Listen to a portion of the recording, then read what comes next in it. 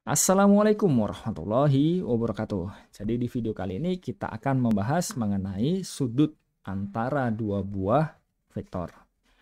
Nah, kalau kita melihat suatu vektor ya, misalkan vektor A-nya ke sini ya. Ini vektor A, terus di sini misalkan ada vektor B, misal. Loh, kok aneh ya? Ini ada dua buah vektor, tapi ya mana sudutnya kan kalau seperti ini ya.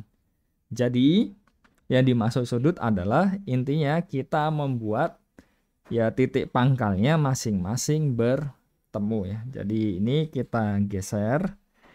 Jadi kurang lebih begini ya. Ini juga kita geser. Nah, yang dimaksud dengan sudut antara dua vektor itu ya yang ini ya.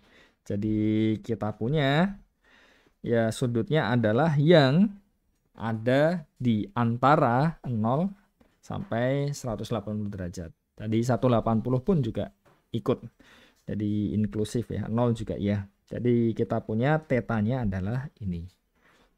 Nah, kita punya kalau teta ini adalah sudut yang terbentuk dari dua buah vektor tak 0, A dan B, kita punya A dot B akan menjadi panjang A dikali panjang B dikali kosinus teta kan.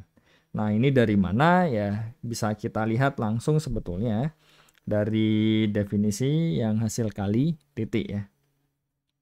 Dan menggunakan aturan kosinus lah. Jadi buktinya sederhananya adalah kita punya jarak dari A dan B kan, vektor A dan B akan kita peroleh apa? Dari aturan kosinus kan kita punya misalkan ini ya. Jadi ya dari vektor A, vektor B tadi. Ini kan misalkan ini A-nya, ini B-nya kan. Jadi dari vektor A ke vektor B dikuadratkan kan akan menjadi ya panjang A kuadrat ditambah panjang B kuadrat dikurang 2 kali panjang AB kosinus theta kan. Jadi betul-betul menggunakan aturan kosinus saja. Nah, di sisi lain kita juga bisa melihat ya panjang kita punya kan ini ya 6A kuadrat itu kan sama saja apa? Ya A didotkan dengan A kan. Ya, jadi kita punya norm dari selisih ini A kurang B ini akan sama dengan A dikurang B didotkan dengan A kurang B. Jadi kita peroleh yang satunya. Selanjutnya apa? Kita punya ini sama dengan ini kan. Otomatis yang sisi kanan yang di sini akan sama dengan yang ini. Jadi kita peroleh apa? Kita peroleh yang ini cancel. Ini juga akan cancel. Kita tinggal punya minus 2A ini ya.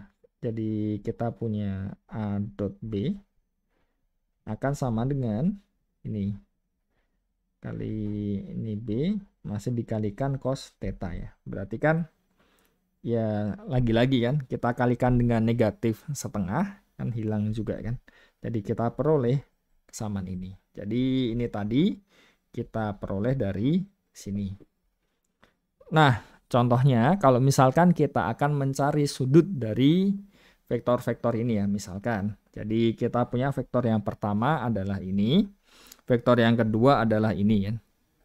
Berarti bagaimana? Kalau kita punya tadi itu kan A dot B kan sama dengan panjang A kali panjang B. Ini supaya tidak rancu ya, cos theta kan. Berarti ya cos theta-nya bisa kita peroleh dengan membagi kedua ruas dengan ini, perkalian ini kan. Jadi kita masukkan ke formulanya, jadi kita peroleh kosinus theta itu negatif setengah kan. Dan kalau kita bayangkan ya, kosinus theta itu kan kurang lebih seperti ini kan.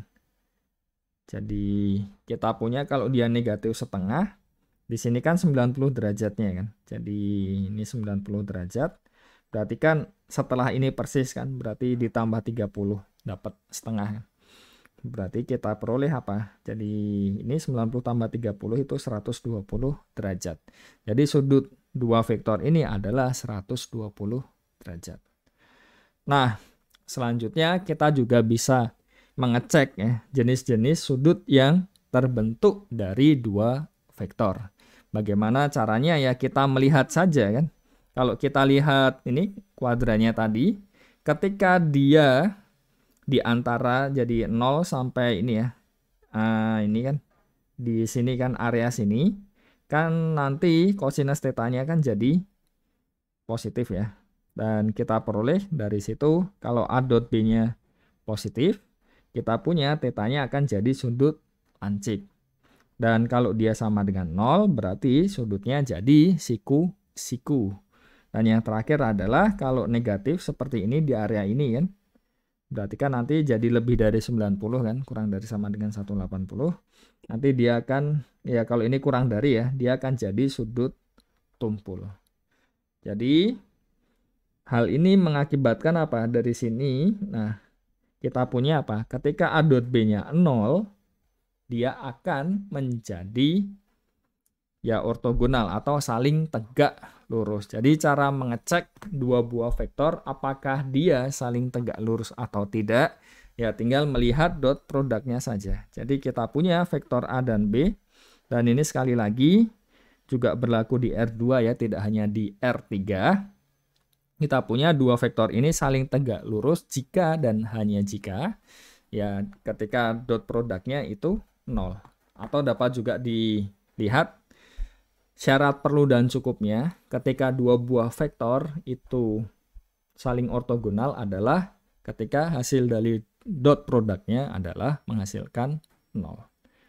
Jadi mungkin itu saja untuk video kali ini. Semoga dapat dipahami dengan baik dan semoga bermanfaat. Wassalamualaikum warahmatullahi wabarakatuh.